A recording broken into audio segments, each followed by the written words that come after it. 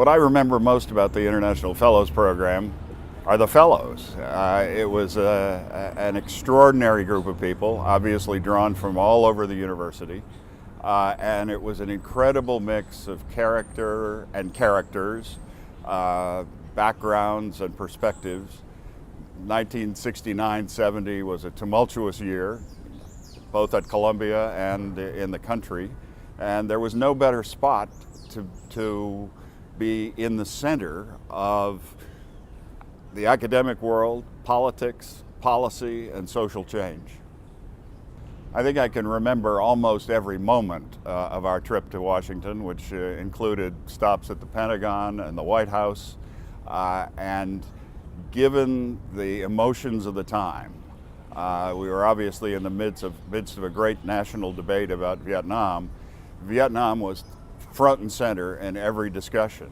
And the single most vivid memory that I recall is one of the fellows standing up and asking a senior White House advisor, how can you sleep at night carrying out this policy in Vietnam?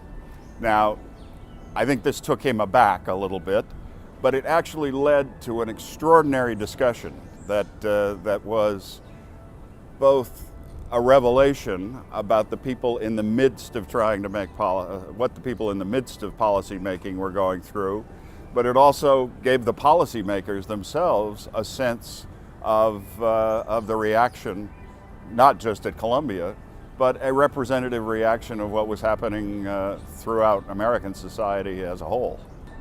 I went on from Columbia to spend almost 4 decades in journalism. One of the reasons I love journalism is that it was a new class every day, waking up to confront a different challenge, a different story. And the exposure not only to the policymakers we met with in our sessions and to the professors who were teaching in a variety of disciplines, but in particular exposure to people who were going into a wide range of professions and businesses and academic pursuits, I think was very, very helpful for my day-to-day and week-to-week work for the next several decades. Life is interdisciplinary. You can have a remarkable preparation in a whole range of schools and departments at Columbia or any other great university. But in order to understand the way the world really works, if you're a journalist, you need to understand what's happening in health and medicine. If you're a doctor, you need to understand what's happening in politics.